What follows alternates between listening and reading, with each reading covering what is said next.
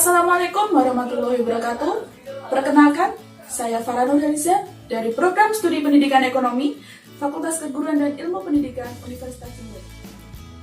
Di sini saya akan memberikan materi video pembelajaran sebagai tugas akhir KKPLP 2020 Universitas Jember. Assalamualaikum warahmatullahi wabarakatuh. Selamat pagi anak-anak. Bagaimana kabar kalian hari ini? Semoga kalian tetap dalam keadaan sehat ya. Sebelum kita memulai pembelajaran hari ini, alangkah baiknya kita berdoa menurut kepercayaan masing-masing. Berdoa dimulai.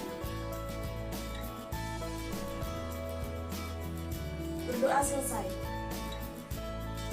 Nah, pada kesempatan kali ini, Ibu akan memberikan video pembelajaran mengenai pelaku-pelaku ekonomi dalam kegiatan ekonomi.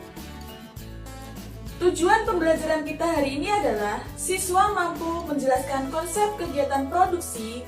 Yang kedua, siswa mampu menjelaskan konsep distribusi.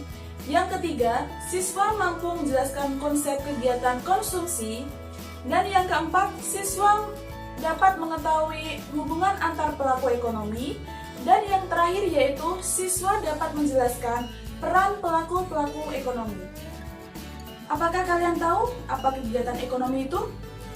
Kegiatan ekonomi adalah kegiatan manusia untuk mencapai kesejahteraan dalam hidupnya yang terdiri dari kegiatan produksi, distribusi, dan konsumsi.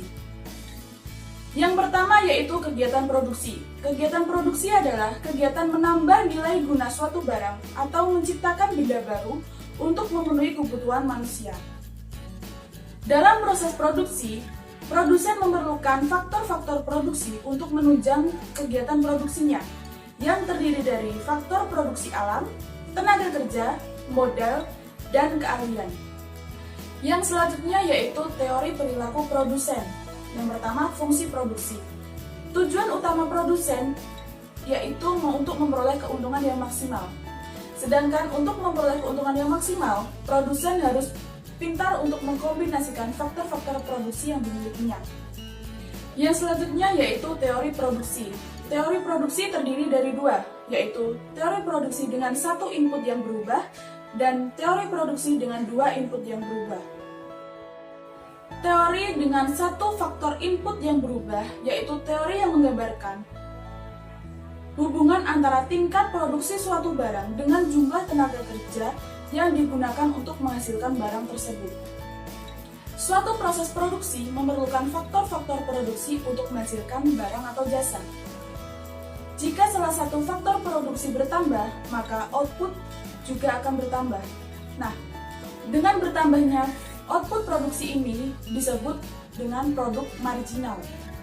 Secara matematis, produk marginal dapat dirumuskan dengan MP sama dengan delta TP per delta L. Dengan keterangan MP sama dengan marginal product, delta TP sama dengan pertambahan produksi total, dan delta L sama dengan pertambahan jumlah tenaga kerja.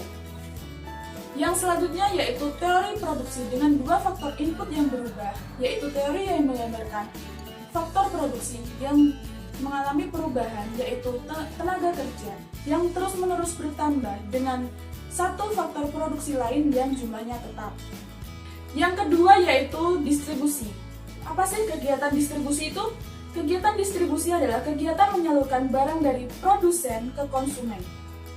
Dalam kegiatan distribusi juga terdapat faktor-faktor yang mempengaruhi distribusi. Yang pertama yaitu produk. Hal-hal yang perlu dipertimbangkan antara lain nilai barang, berat dan besar barang, mudah rusaknya barang, serta keluasan lini produk. Yang kedua yaitu pasar. Dalam hal pasar ini, yang perlu dipertimbangkan antara lain yaitu jumlah pembeli, jumlah pesanan, letak geografis pasar, serta kebiasaan dalam membeli. Yang ketiga yaitu produsen. Hal-hal yang perlu dipertimbangkan antara lain pendanaan, pengalaman, dan kemampuan dalam distribusi, serta pelayanan yang diberikan. Yang terakhir yaitu perantara. Perantara sangat mempengaruhi kegiatan distribusi. Hal-hal yang perlu diperhatikan antara lain pelayanan perantara, keuangan, kebijakan terhadap produsen, dan ongkos penyaluran barang.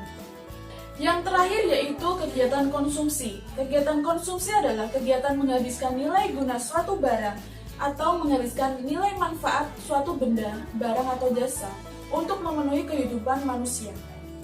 Dalam kegiatan konsumsi juga terdapat faktor-faktor yang mempengaruhi konsumsi, yang terdiri dari dua, faktor ekonomi dan faktor non-ekonomi.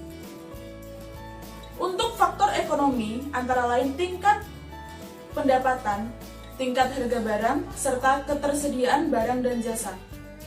Untuk faktor non-ekonomi antara lain jumlah keluarga, tingkat pendidikan, lingkungan tempat tinggal, serta lingkungan sosial, agama, budaya, dan adat istiadat. Teori perilaku konsumen terdapat dua, yaitu pendekatan kardinal dan ordinal. Pendekatan kardinal sendiri menerangkan bahwa tingkat kepuasan konsumen dapat diukur dengan satuan tertentu. Semakin besar barang yang dapat dikonsumsi, maka semakin tinggi juga tingkat kepuasannya. Yang kedua yaitu pendekatan ordinal. Pendekatan ordinal menerangkan bahwa tingkat kepuasan untuk mengkonsumsi barang dan jasa tidak dapat diukur dengan nominal tertentu, tetapi hanya bisa dibandingkan. Pendekatan ordinal lebih menekankan pada preferensi bahwa barang A lebih saya sukai daripada barang B. Untuk membandingkan kepuasan dari barang yang dikonsumsi, dalam pendekatan ordinal digunakan alat analisis yang disebut kurva indiferensi. Kurva indiferensi adalah kurva yang menunjukkan berbagai titik kombinasi suatu barang atau titik kombinasi dua barang yang menunjukkan kepuasan yang sama. Ciri-ciri kurva indiferensi yaitu semakin ke kanan atas atau menjauh dari titik nol, maka tingkat kepuasannya semakin tinggi. Kurva indiferensi tidak berpotongan satu sama lain, berselap negatif, dan cembung terhadap titik nol.